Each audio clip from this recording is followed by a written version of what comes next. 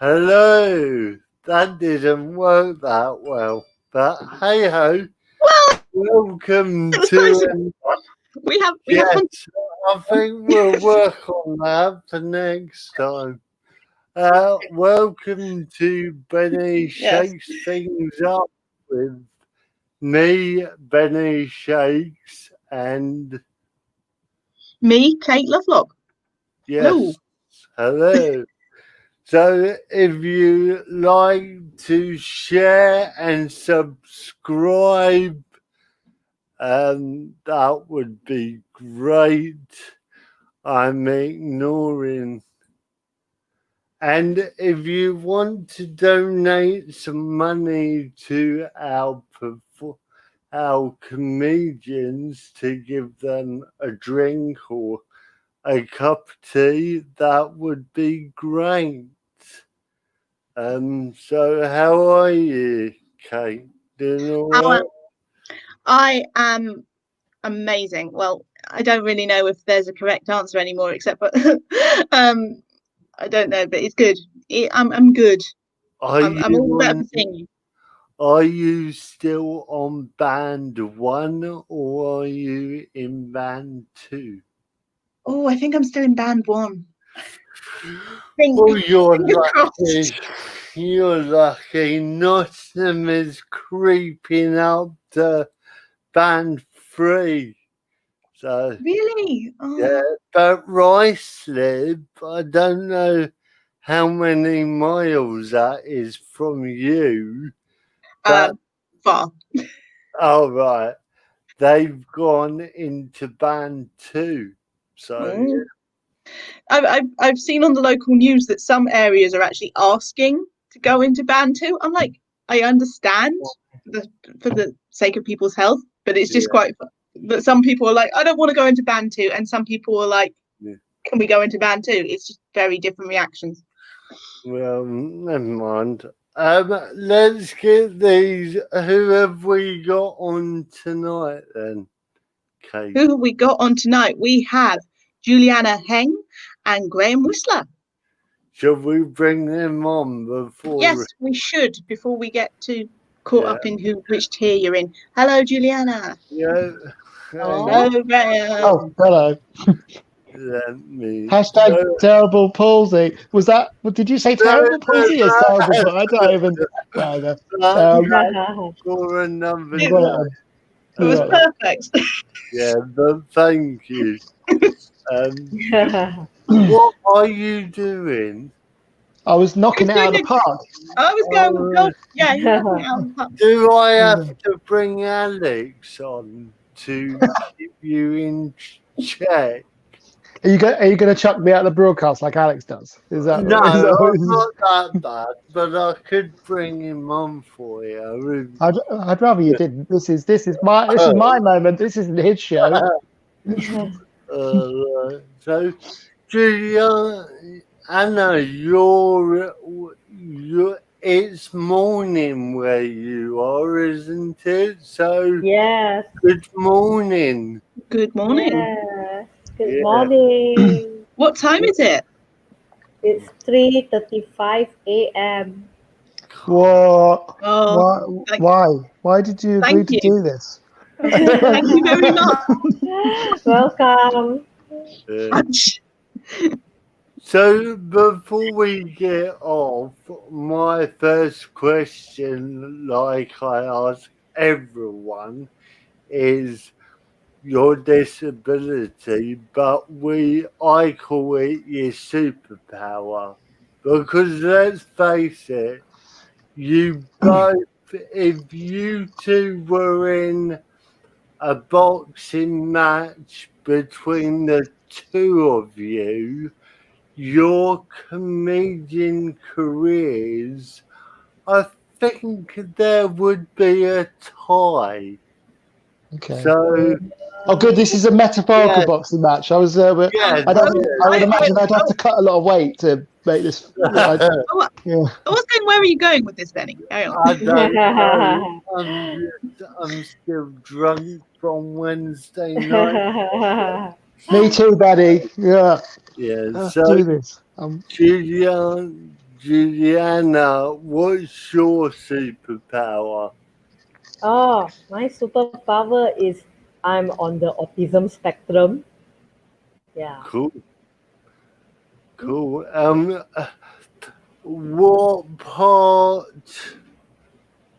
What makes you special with your autistic? Because everyone's got their own individual bits. So what's yours?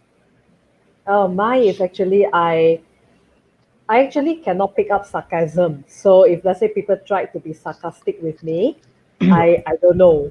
Yeah.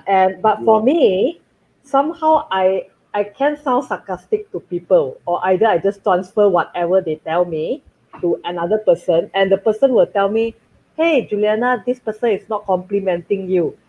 This person is being sarcastic." And I actually felt like a super conductor. Yeah, that's my superpower. Yeah, where I don't feel, but I can transfer the sarcasm to another person, and the other person will like, no, yeah. Yeah. Cool. And what's yours, Graham?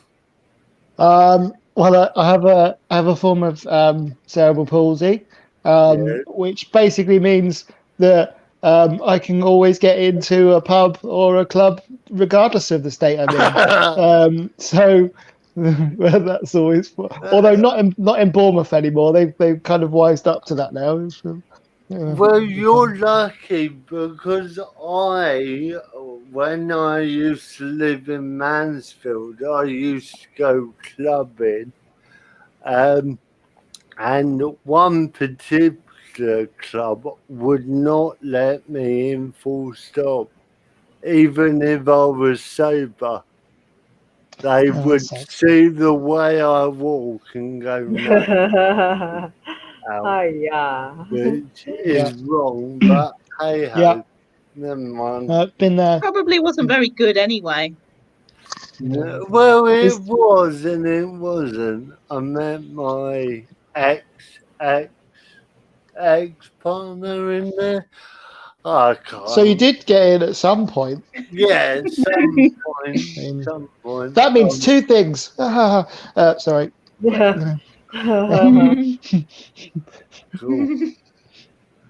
Cool. Shouldn't have said that. So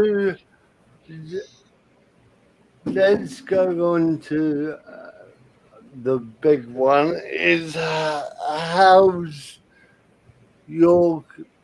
do you cope with your disability and comedy, Juliana? Okay.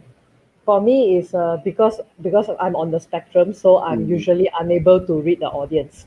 So when I go on stage, I look at everyone, and they all look the same to me. So for me, is I can either choose to look it like, oh, I'm going to have a really bad night, everyone hates me, or I can just say, oh, they all love me. I mean, give them a benefit of doubt, and yeah, because to me, every time I go up stage, I mean, I see that everyone is enjoying themselves. Yeah, because I cannot read body language and facial expression. So put me in a dark room, put me in a bright room, it's the same. Yeah. Do you find it hard to get gigs in your country and this country?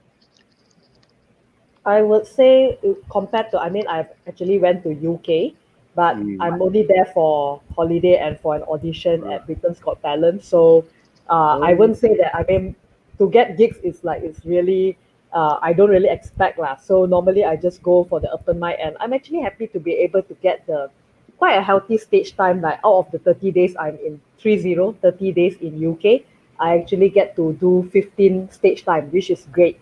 That's good. Yeah, because UK is pretty big. The comedy market is pretty big, where every night there's something happening. Even it's in the Christmas month when I visited UK last year. But in Malaysia, we only have 2 comedy clubs, and there's only open mics. And for me, is as a comic in my country, is like it's a bit tricky, because for me is well, I mean, I do understand that you have to be able to deliver all the time, to be able to get to be a paid regular. So for me, is I'm still working on that consistency, because I'm still finding it hard to get the audience sometimes. Like everybody will be knowing that, okay, tonight the audience are of a certain level of energy, but I will still go in with the same kind of energy. And sometimes the audience will be like, what is happening? Like, didn't she get the memo? Didn't she get the memo that this is how we feel? Why is she still on stage and doing her same stuff, you know? So it's a bit tricky when you're unable to read the audience, but some bookers are kinder. So what they do is they will tell me what is the state of the audience, so I will know what kind of materials to present, rather than to just go in with stuff that could be potentially offensive, you know. And after that, they were like, no, you know, yeah. Because you've done a lot of gigs online since we've been on lockdown. It's like every night you're on a gig, and it's fantastic. I mean, I've only done 2 online gigs. I mean, Kate is the star who does online gigs. Well, more than me. I don't do them every night, so Right. you know, No, we're an expert on. We got an expert guest, but yeah. Yeah, so cool. Yay. What about you, Graham? How do you find it with stairs, our favourite bit? Yeah. Generally, people are pretty accommodating, to be fair. Occasionally I'll have to just ask the MC just to make sure I get like a hand up or whatever, or sometimes I won't bother, and I genuinely did like a sort of a tuck and roll onto the stage once, just for why not, just for a laugh. So I don't mind using it for a cheap gag at the start of the show, or even just to bring the mood down completely, because sometimes when I've done that, they don't know whether I'm doing it on purpose or whether it was an accident. Like I've actually, I once, for example, I once genuinely tripped on the step going up to a stage, and they all thought it was a bit, and I just stacked it. So it's there's some risk to it, but I mean, I think talking about my disability, I've phased it out a little bit. Like I'll make reference to it at the start, and then I'll just sort of go into my set, because I don't necessarily want to be known as the, you know, oh, he's going to come on and talk about his disability. I want to get the credit for my material in general, and the quality of my writing. Don't get me wrong. Sometimes it can be an advantage. It does set you apart. Especially when I started out, I tend to get a lot more attention from the audience. They're always a little bit more sympathetic, if you like, which, as a new act at an open mic level back then, that helped, I think. So, but at the same time, I've had people come up to me and say, "Are you really sure you should be making that jokes?" when they're like able-bodied people, and I'm like, well, yeah, because I can talk about whatever I want. Like, it's my thing. So, who are you to tell? One person was, this was during my Edinburgh show one year, one person was genuinely a carer for somebody with cerebral palsy and come to see the show. And I was like, what are you doing making these kind of jokes? And I was like, what? This makes no sense to me. I don't know. I mean, I think that's the biggest hurdle, is people getting over their own what hang-ups about it, their own insecurity about it. Can I ask? You said that you often start your routines about your disability. Does that pressure to mention it come from you, or do you think it comes from an audience?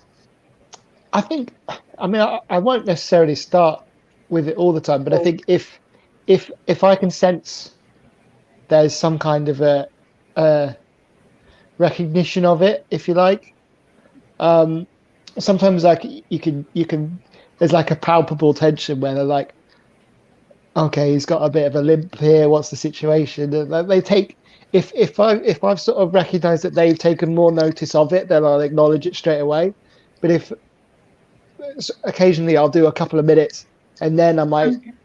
and then I might go, oh, by the way, if you haven't noticed, I'm a spaz or something, right?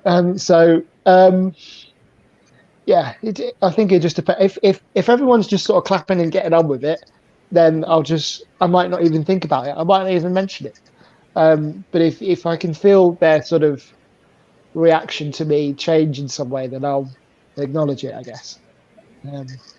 Same Yeah, sort of so- question for Juliana. Do you feel internal pressure to mention your autism, or It all depends on the gig because I have a few type of material to go in, and if let's say it is 5 minutes, it's like normally I would just do maybe just a beginning line, to just say, because I don't know, this one is what I mean, my comedian circuit, that's what they told me, that when you're on stage, you have quite an unusual stage presence.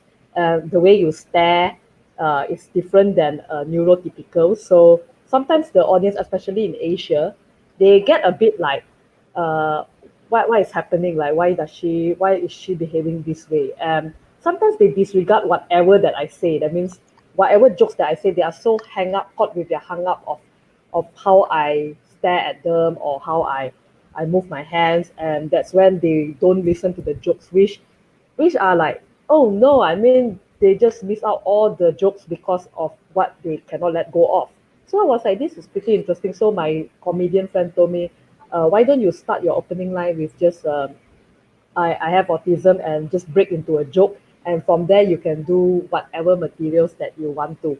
So I think that works well so far for me. But eventually, there are some stuff that I felt that I just want to go in without that. And it is possible. It's possible because it's not as glaring, especially when I'm doing Zoom gigs. It's like, since you only see part of my face, and I'm staring at the screen most of the time, so eye contact isn't the most scary thing. So people, I don't really see the need to tell people that this is why I sound like that. This is why I look at people like this. There's no need for me to justify, and I kind of like the freedom of not addressing my disability all the time. Yeah. yeah. good? That's my one sensible question, and I'll Benny. No, it's fine. I've been out of training for a week now, so you're more qualified than me, Kate, I think. I forgot where we are. So you've both been on Britain's Got Talent, and how was that? Let's bring that up.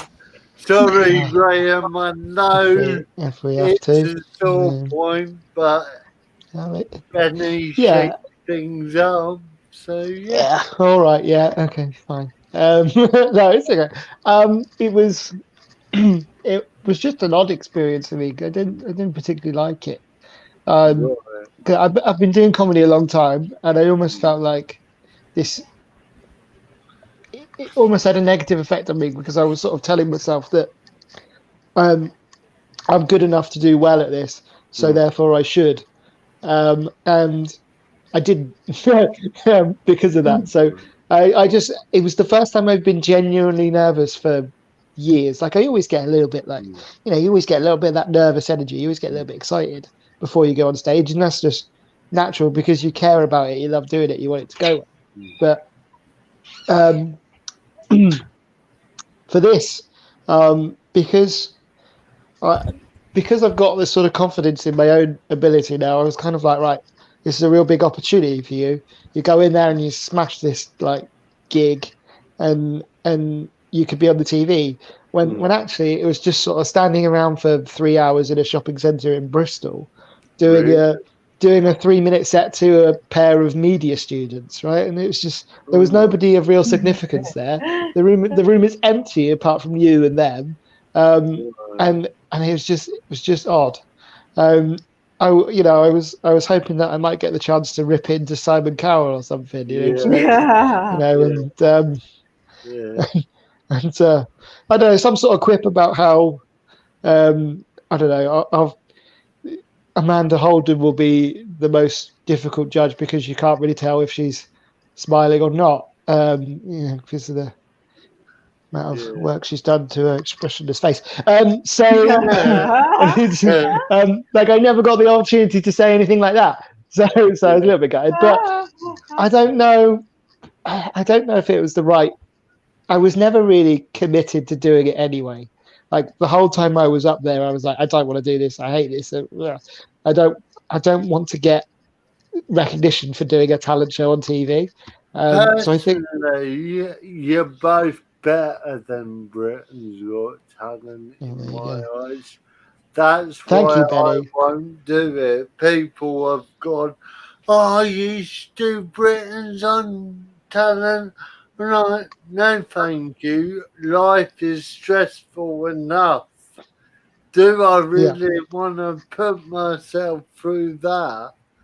So, I also don't think it's really set up for comedians. I think it's much more of a, I want to be a pop star kind of. It's basically X Factor, but trying to be a little bit more diverse. Yeah. It's all they're trying to. I don't. Yeah. So anyway. I'll shut up now. It's fun. What about you, Juliana? So I actually went, but like what Graham said that it's only like my one is only one person. So it's like you say also an intern. So she will say that, oh, I will forward your video to the producer. To the producer, like that. Yeah, and of course you never hear from them again. If I went back home, because like I said that for me it's like I go there for the experience. It's great to be able to audition because I auditioned for Asia Got Talent, but that time I was very new, so Asia Got Talent back in my home in Kuala Lumpur. But no, that one was pretty obvious because when I did my jokes, they were just smiling.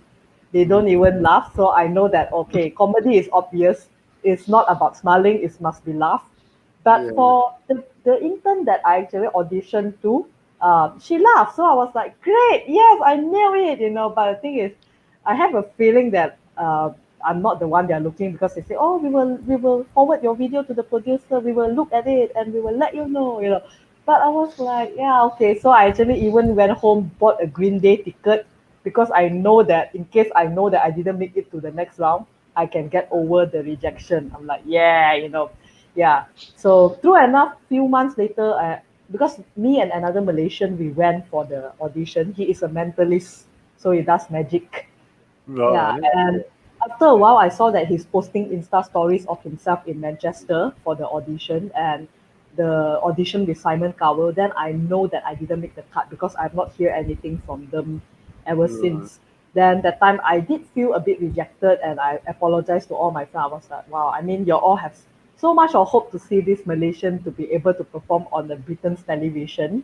But at the end, nothing. I didn't make it. And they were like, nah, it's okay. Don't worry about it. Because again, this, like what Graham said, maybe it's not built for stand-up comedians because my type of humor, it's very personal. It's not gimmicky and it can come out boring on television. Like they want something like you fail a joke or either you have to juggle some stuff or you need to look stupid like in short to actually get the attention to get the screen time.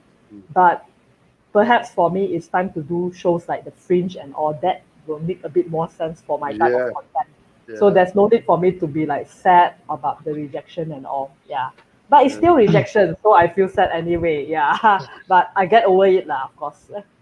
I mean, Graham, you've done how many Fringe and Leicester shows? Because you're I've done old at it, aren't you?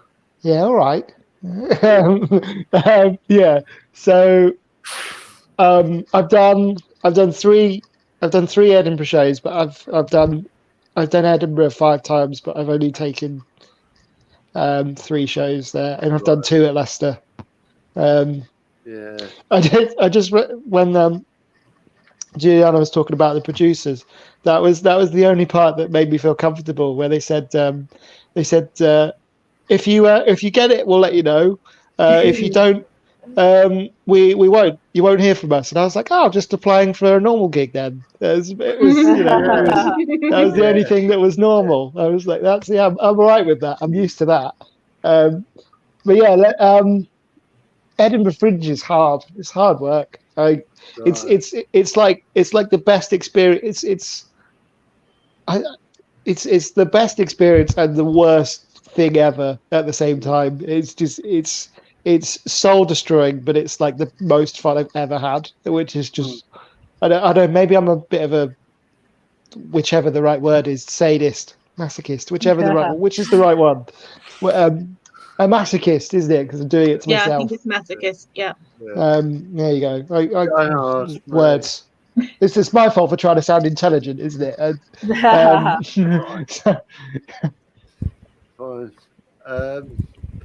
Do you want to ask your questions, Kate? My questions. Is this time for the silly ones now? Because you've done the smart one. Important questions, not really.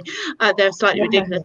I go through the magazine questions. So the kind of questions you get in the back of a magazine, that kind of thing. That's my kind of. That's why. Do you want a special friend this weekend kind of thing? Only you would know like that kind of. They're normally in the back of the magazine. You text the number. True. I should. Yeah. Please specify. Specify. Sort of those like quick fire questiony type things. So my question for you is, what kind of, if you were a biscuit or cookie, what kind of biscuit or cookie would you be? I'm gonna say something controversial because no one's really sure if it's a biscuit or a cookie. Jaffa cake. Yeah, there you go. I mean, I know the clue's in the name, but it's not really a cake, is it? But actually, they've taken it to the European. They went to like a court somewhere to prove that it's a cake. I'm not even making that up. But the thing I don't understand is, I think they are a cake. But the thing I don't understand is, if they are a true cake, why do they live in the biscuit aisle? Yeah. And they're made by McVitie's biscuit. Yeah. I see your point.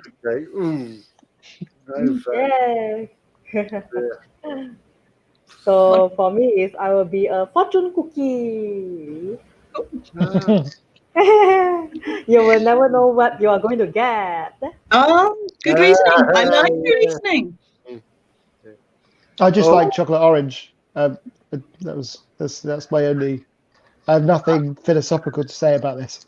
That's the thing. My answer is always a bourbon, just because I like bourbons. That's pretty much it. Yes, I like bourbons. Yes, Alex has put Jaffa cake. Who now it gets what? Controversial. Controversial. Yeah, controversial. It is a controversial choice, but it's a choice that many people make. So it's like, I think it's one of those taboos we need to break. Yeah, maybe. Break it down. Jaffa cake. I know we've only got 3 people viewing, but if you want to ask anyone a question, please. Except Alex, he's not allowed to ask me any questions.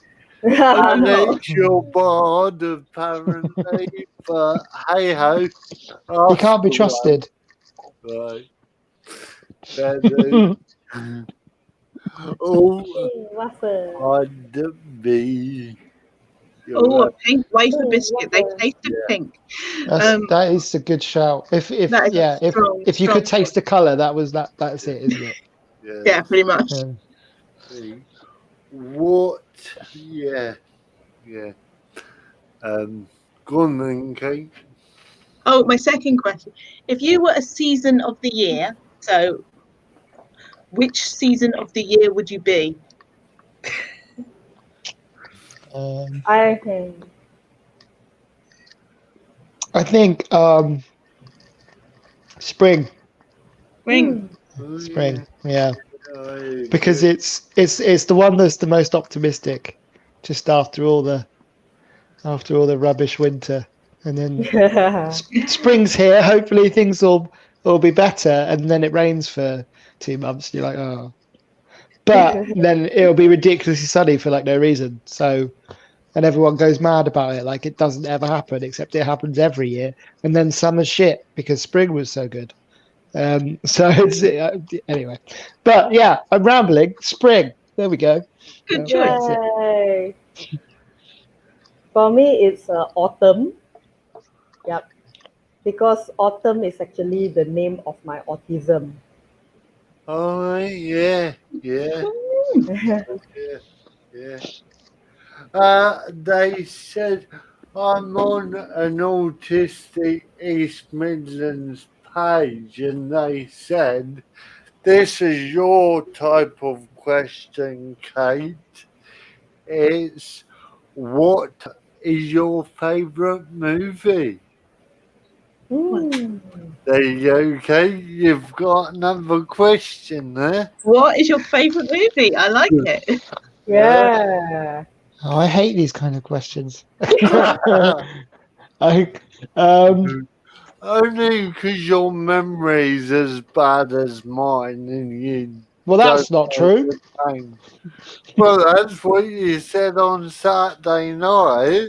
I may have been lying. Oh no, I should have said I don't remember that. That would have been funny, wouldn't it? Never mind. Doesn't matter. I'll let Juliana answer this one first, so I can think of one. Okay. My favorite movie I watched just a few hours ago. It's The Truman Show. Oh, okay. That's a It strong was choice. like, yeah, it was great. It's like, because I actually was like, wow, I mean, it's great. I mean, apart from Jim Carrey's acting, I think the way they frame the story is just, wow, it's like, it just blows your mind. It's great. Yeah. And I just watched it a few hours ago. That's the best part. And I just say, okay, this is my favorite movie for now, Yeah. I actually really didn't like that film. I don't know if I'm gonna annoy our 3 viewers with that, because I know it's quite a popular cult film, isn't it? But I wasn't a fan. Favorite film? That's really tricky. Could you specify a genre just so I can limit my choice? Why don't Kate go next? Why you think? Yes, that's good. I keep delegating it to other people. What is your favourite? And we might, The Devil Wears Prada. Oh, I haven't. Proper chick film with Meryl Streep being a horrible boss, and it's just wonderful. Well, it's certainly better than the Truman Show. Yeah. Well, mine is a classic, and I'll probably say it wrong. Shawshank Redemption. Shawshank Redemption. Yeah, that's it. Sheepshank Redemption, is that like where you've just had instead of a lamb shank, you've let it mature a little bit? That was a dumb joke. Sorry about that. Very different movie. Yeah. Yeah, I do like the action. It's about a sheep called Andy that gets turned into a roast dinner. Why do I even do comedy? I'm not even funny. Right, favourite movie. For the record, it's film, not movie. I'm that guy. What about? I'm literally looking for a DVD case in the room. I'm just gonna go with that. But then I realised nobody uses DVDs anymore, so that's. I was gonna say, if you had a DVD case in the room, it'd be like, it's the one DVD I own. Yeah, Dodgeball actually for a comedy. For a comedy, that's probably my favourite comedy of all time. Me and Adam Money, another comedian that you might know, we can pretty much, we can't even watch it anymore because we'll quote it word for word, and then we'll have to pause it because after every line we're giggling away. So it's that and Tropic Thunder is a close second actually. but for a different reason. There's so many different nuances to that are just hilarious. So yeah, it's close between those two, I think. Yeah, I have got a good comedy I like, but I don't know it. It's very Waterboy. That's it, Waterboy. No, Yeah, Benny. I like You had to go at me for lowering the tone. Look what you've done. Yeah. No. Hate it. Fair It's enough. the only thing what came into my head. So, Okay. yeah, but because of that, we've lost 2 people. So The people judge you. They judge you. they judge me. So yeah, For shame. shame on me. Maybe can we retrospectively sue Adam Sandler for making such a terrible? No, because it'd have to be a class action, wouldn't it? Because there's quite a lot of them. Yeah, I do like his movies. We would like to sue you for Waterboy, Mr. Deeds. That was also terrible. Yeah, the remote one. Click. Click. Oh, Little Nicky. Little Nicky is the worst one. Just There are moments in Little Nicky. No, yeah, you're right. It's the worst. I like him, but never mind. I'm trying to think of my questions. We've gone too quick around the room. I have a question. So because this is Benny Shakes Things Up podcast, which is the unofficial sponsor of this is Greg's Bakery. So, for those of you in the UK, I'm going to ask you what your favourite item off the Greg's Bakery is, and for those of you not in the UK, so Juliana, what is your favourite baked good? Oh, what's my favourite? I love Danish pastry actually. Yeah. Yes. I find it strange that it's just called. I don't know whether it's like. If it's just. Are they called Danishes in Denmark? As I wouldn't want to look like an idiot like Copenhagen. Like, can I have a Danish? Well, we're all Danish. What are you on about? And also, no, you can't. No, I'm not going to make that joke. That was. Never mind. Doesn't matter. Don't worry about it. I'm going to stop myself before. Yeah. Let's go. Yeah. I'm just scared of walking into a pastry shop in Copenhagen and looking like an idiot. Let's leave it there. I'm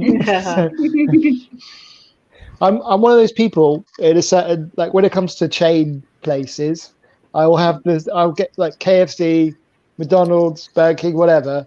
I will order, or Domino's, or I will order the same thing or buy the same thing every time. I'm the most unoriginal person ever. And it's the same with Greg's. It's always a steak bake, always. Sometimes 2. If I'm feeling particularly greedy, I can't help it. I had to have a steak bake last week because they ran out of sausage rolls. Do we know if the factory's open again? Because they shut down last month, didn't they? Oh, yeah. Because of coronavirus. I mean, how have you guys coped with this virus? We haven't asked that question. So, yeah. Juliana. Right. Oh no, that's all right. I'll let Juliana go first. Right. Oh, okay. So how do I cope with the coronavirus? If for now Malaysia is under a lockdown again. Okay, so the story here is we started off in the lockdown. We start having a lockdown in March. But after that, we loosened the restriction at July. But few days ago, we got into another lockdown because Malaysia's cases are just escalating again. Right. So for me, it's like it's a bit of a roller coaster ride because at first, of course, it sucks because you realize that you cannot perform anymore. The stage is not there. and you have to adapt to a new medium, which is to do the virtual comedy. But after a while, I actually realized how much a homebody I am. After staying like 1 or 2 weeks at home, I was like, oh, this is awesome. When they open up again in July, I was like, am I the only one missing the lockdown? Why is everybody out again? Stay at home. Yeah, it's like, and then it's like I'm staying at home, and then I pick up cooking, and then I adopted a dog. So it's like home life is great. At first it was like, no, it's like I don't want to stay at home. But after a while, I was like, nah. But now the moment the government just say that, oh, we have to stay in and all, I'm pretty much adapted. I even have a to-do list. Okay, this is the stuff to do before we enter a lockdown. What should I prepare for it? And I didn't feel like upset or anything. It was pretty okay, and I'm still doing virtual gigs even we have opened up because, as I said, Malaysia we only have 2 comedy clubs, and open mics is only once. But because of the restriction that we have on the head count, I can't just get on every week because they have to rotate the act. We have more comedians than the comedy clubs. So it's like once a month you can perform twice, you are already very good. So I say that I can't because I'm a bit like a kind of like a drug addict where the moment you already have like do so many virtual mics, you feel that, hey, I don't have the kick if I do mics. So even when they open up, I still do a lot of virtual mics. So I don't find the transition hard even when the lockdown happened again. Yeah. Over to you, Graham, because I know you got locked down before March. Yeah. But yeah, it was around the same time, I think. I've ended up quite lucky because where I was trying to push for doing more gigs and trying to gig sort of full time in paid work and stuff like that, it didn't quite work out. So I ended up going back to coincidentally after I did some traveling into Asia, and I had to come back to a day job because I was skint and couldn't rely on comedy. And I was back probably about a year, and then this happened. But I have, as it turns out, I have a very minor heart condition, nothing serious, thankfully. I'm not medicated for it or anything, but it meant that I had to isolate for 12 weeks, and then I got full pay from my day job. So it's been all right in that sense. At first, I guess I was a little bit like, oh God, how am I gonna cope with 12? Because my family had to stay in as well because they could only really go out for shopping. So it wasn't actually just me that was having to isolate; it was them as well. But then I realised I've got an Xbox, and I was fine. I've been telling people that it was great. I really focused on my writing, and I've been working on my scripts and my screenplays and sketches and writing lots of stat. No, complete lies. It's been Warzone and Rocket League all the way. Just that's it. That's all I've really done. But I think a lot of us went through the stages of you start off being like, I'm going to eat really healthy. I'm going to do this. Going to eat really healthy, and then. I'll tell you what, I'll get fit as well. I'll do some running in the garden. And then 3 weeks of that, I was like, oh God, I really need a pizza. And then people were starting delivering again. And I was like, cool, started eating pizza like twice a week. Just, ordering from Domino's because they'd literally leave it in the, sometimes they didn't even knock on the door though. That was a bit.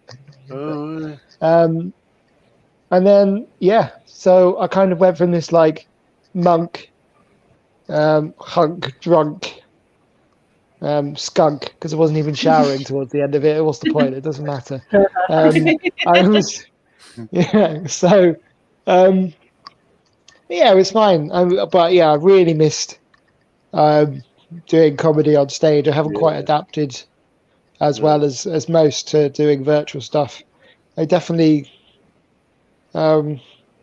possibly a weakness there in my own comedy ability, if you like. I need that reaction. I'm just that class clown. I'm the if it's like parents always used to say to kids, is it? Oh, well, if you ignore him, he'll stop doing it. It basically is what happens. I only play up because people are listening to me. So I got told at my previous job if I wanted to climb the ladder, I would have to stop being the clown of the office. So 6 months later, they I got made redundant. 5 years later, I became a comedian. So, oh well, there you go. So yeah, I'm the same though. Like I play about a bit of work, and they always people have said that that's why I haven't progressed in the company. But I mean, if someone said to me, "If you want to climb the ladder," I'm like, "What do you mean ladder? Where's the inclusion in that? I should be going up a stair lift. This is bullshit." Yeah, like I would have said that to them, But then that's probably why I'm not in charge of anything, because I'm an idiot. Yeah. But Leicester has said something about lockdown. Nice. I can sit at home and make music all day. Yeah, well, musicians have got it easy anyway. We all know Yes, that. Leicester is my friend. Nice. We do a photography group before the lockdown, and he's a poet, he's a magician. I didn't mean that, a musician, and he's an artist. So yeah, cool. So yeah, cool. So Wow. where was we? I started out as a musician. Yeah. When I was that's how I got into comedy, because people always used to come up to me and say, "Oh, that was really good. Your lyrics are hilarious." And I was like, "Oh, thanks. Just pouring out my heart and soul here. Trying to write serious songs." They're just genuinely true. And then, funny enough, I rarely use music in comedy anyway. So, Did you learn the piano as a kid? I can play a bit, but I didn't start learning any instruments until I was about 15. It's more guitar than anything else. It seems like at our school, small school, all three cerebral palsy kids had to play the piano because it keeps your limbs, limbo. Your primary school had a much better budget than mine. We all had to share a recorder. No wonder there's an outbreak. It was, no, that was like 20 years ago. Obviously, it's not the same. Cool. Do you guys want to plug anything? Because I have got stuff of yours you can plug. Juliana, do you want to plug all your gigs online? Because I have written them down. Sure. Cool. So for me, it's I perform quite often virtually. So for me, it's normally I don't even, not to say I won't keep track, but it's better that if you all want to follow. Oh wow, this is great! You have it right. Yeah, yes. This is the immediate one. I have to sleep first, then only wake up for this gig. Yeah. So it's an all-women quarantine comedy showcase. Yeah. Yep. Yeah, that's cool. Yeah. But other than that, just follow my Instagram. That'll be great. So at MX Juliana Heng. Yeah, because that's where I plug in all my shows there. And occasionally you will see dog pictures. Yeah. You will see dog pictures. You will see Pokemons. You will see food that I cook. Yeah, that's some of the stuff that I post on my Instagram. Yeah. Cool. I feel like a bit of a I don't know, bit of a narcissist now, because I've already put my handle in the in the thing. Oh yeah, and that's my live stream show. So so Alex Liam come up with an idea for me, as he does, to host a live stream show about where comedians come on and have a chat in general, maybe a little bit of topical stuff that's in the news while we drink. But it goes live every Wednesday at 10 o'clock. Booze at 10. Yeah. So yeah, I did the first one on Wednesday. It went really well actually, which was quite surprising because we'd only written about the first minute and a half that was planned, and then everything else was complete blag. It was the most half-cocked thing I've ever done. But yeah, it was good fun. So check that out. Booze at 10. It'll be live streaming simultaneously on YouTube and Facebook and Twitter. That's the I can't get this reverse angle thing right. Hang on. There we go. That's there it is there. That one. Yeah. I'm terrible at this. There we go. Look at that. Nailed it. Nice. I don't know how to reverse it. I think it's my camera, to be honest. No, it's mine as well. Oh, okay. It's everyone's. I'm not techno. I mean, we've only just started having music at the beginning of the show today because it's took me 2 months to figure out how to do it. So, because I don't know about you guys. Well, I thought it was completely seamless. I loved it. Yes. That was Juliana. That was sarcasm. Just so you can. Fair dues. And next time you'll hear more of the music because, I'm going to extend it tomorrow. So yes, I am trying to get my friend to do a little welcome to Benny Shakes things up. Your guest, your host, blah blah blah, but he hasn't done it yet. So yeah. Get Alex on the case. He'll do it. Yeah. He does quite a few voiceover stuff. He does. He's a DJ. Does mine as well. I mean, what can't Alex do? Don't say that. His head will explode. Well, it's true. He's a DJ. He's a comedian. He does radio. He does. It's not about Alex tonight. Sorry. Yeah, Scott. Yeah, what are you doing? Come on. No, I brought it up. It's my fault. Yeah. So, yeah. Cool. Anything else, Kate? I mean, you've got one. I'm all right. I think we're listening. I'm doing very much listening tonight, and I'm not sure why. I'm going. That's intriguing. Yeah. Called active listening. It's called not talking. Yeah.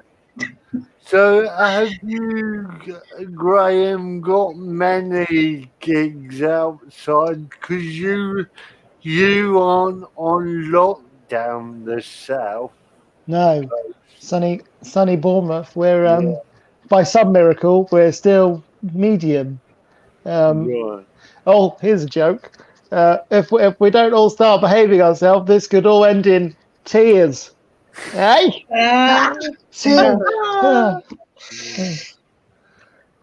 did that last night, and I know it's a terrible joke. So I thought, because I was opening as well, so I thought I better commit to it at the start.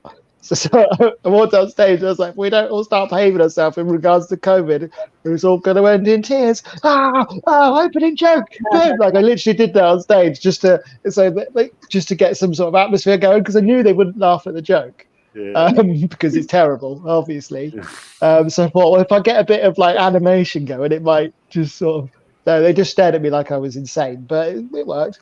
It does. I mean, do you guys do you guys notice some age groups you will have a split room as well? Yeah, I think for me, I've always found if people are gonna, I find it easier to get younger people on side. I think early, especially if I'm sort of taking the mick out myself a little bit, but my own sort of situation. A lot of them will view it as, oh, this guy's funny because he's ripping into himself, banter type sort of thing. Whereas some people that are maybe middle aged, like 40s or whatever, will know somebody who has a kid that's got cerebral palsy, and they'll sort of have some kind of misguided pity instead.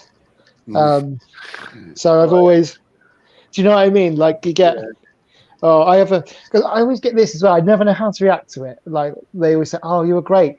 My friend's cousin's got cerebral palsy. And like, what am I supposed to say to that? Like, I just be like, oh, okay, cool. Like, because it's not great, is it? You know? So I'm kind of like, but I also don't want to patronize them. I don't want to be like, oh, I'm really sorry. Like, so I'm just kind of like, cheers. Yeah. Like, I'm glad you enjoyed it. Like, kind of. I think I once said to someone who said that to me, like, hooray, we're on the same team. Like, like it was an awesome well, that's better. thing. Like, it's like, I don't know what I'm supposed to say about that. Yeah. But yeah, it's an awkward one. Yeah. Do you feel that, Juliana? I do feel that too. Yeah, because for me, my material is mainly about my autism. So it all depends on whether does the room, especially for me, I feel that it is the middle age, and also I will say that they are more national educated. That means they study, they don't know much English. That's when it becomes difficult, because a lot of them, when if you don't know what autism is, the whole premise will be off.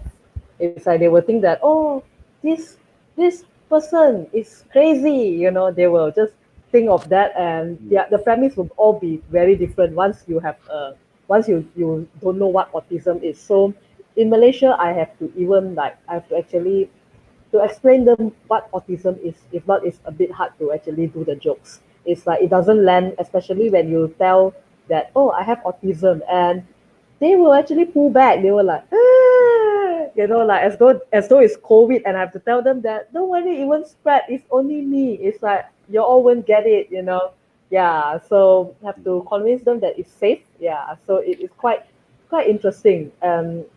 Also, it really depends on the education group and also the age group.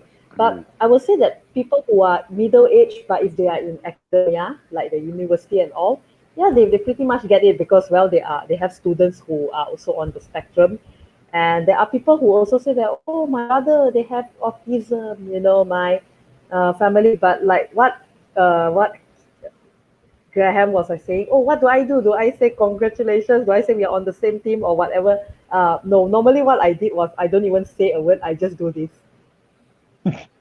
And that's all, because that's all. I don't know what to say. I'm just like, even on stage when they're like, woo, or whatever.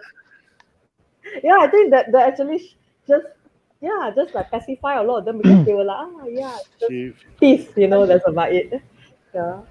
I think I might just have to start being blunt with people and just be like, I have absolutely no response to that, and just walk away. I think it's a thing, because you don't get anybody else, like anything else, kind of people coming up to you saying things like my not I'm like that, but someone else I know is. There's nothing. It's like, oh, my friend is just get, if a comedian does a joke about getting divorced, they don't come up to you and go, my best friend's about to get divorced, or my cousin. I'm just like, you wouldn't do that. Yeah, so it doesn't happen in any other scenario. You're right. Doesn't happen in any other topic, just that. Oh, you know that observational bit you did about Tesco's? My friend went shopping the other day. Oh, cool. Like, it doesn't happen. It just doesn't. I got a funny story about Tesco's, but I won't do it here. I'll do it after the show. Okay. One more, because we're running out of time. I've had it all my life, and it's like if I've made friends with someone and they go, "All my friends got cerebral palsy. Do you know him? He's called Jim." And it's like, yeah, I know everyone with cerebral palsy. And it's like, Gonna have to make that into a crazy. T-shirt, aren't I? Yeah, Hashtag terrible palsy. yeah. Hashtag cerebral palsy. Yeah. I I do get that, but I only get it with like relatives. It's like someone's like I used to get it at work all the time. Um, um, there was this. The funny thing is, I heard this kid's name for years and never met him. His name was Dave something. David, can't remember. But anyway, all through school, because there was another kid the same age as me that went to a mainstream school, but in my area, but the other school. So like I went to a mixed school called Oakmead, and then there was another local school that was just a boys' school called Winton Boys. And this kid with cerebral palsy went to Winton Boys. So anyone that I knew that went to both schools that knew both of us, they would always be like, "Oh, do you know David? He's got cerebral palsy." And I'm like, "No, never heard of him." And I met him like. I mean, this went on for like 20 years. I kept, even my physios would do it as well. "Oh, David, he goes to Winton. Do you know him?" I was like, "No, I don't even go to that school. Like, it's not." And then about 2 years ago, I happened to bump into him at a pub. He was like, because I spotted it. You could tell. I could tell, like, I was like, that guy's either really drunk or, as the usual joke goes. And I took a shot in the dark. I was like, "You're David, aren't you?" He was like, "Yeah, you're right, Graham." And it was like, and it was because it's ridiculous because we both heard so much about each other from mutual friends going, "Do you know this guy? Do you know this guy?" The moment we actually met, we already knew who we were on the basis that we both sort of limped towards each other. Like, I don't even know how to describe it. It's just bizarre, isn't it? But there you go. It is. Do you get that, Juliana? As in, sorry, I kind of lose the question. Yeah. If you've made friends and they go, "Oh, I know Steve, he's got autistic. Do you know him?" I will say that I think not many because Malaysia, I No, will say that there's not many people who are actually saying, "Oh, yeah, they don't really see no. that as something to be paraded about to share around." So Yeah, very rare. I mean, unless I actually like nailed the gig that night, and people would just say, but they wouldn't ask me like whether do I know this person or not. They would just say, "Oh, my brother have autism. My co-worker they have autism, yeah, very relatable, those kind of stuff." But they haven't tell me like, "Oh, do you know Steve?" I mean, it's like it's as though we come out from the same school like that is funny like, it's a strange thing.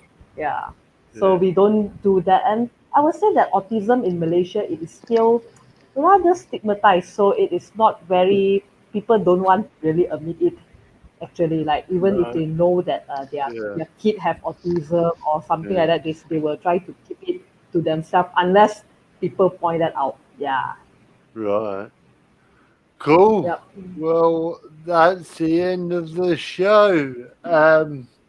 So thank you for joining us. Yep. Don't go, but we're going to say goodbye to everyone. And you know what? We're going to play the music. So Yay, intro and outro. goodbye, folks, and enjoy the Thank music. you, everyone. Bye bye.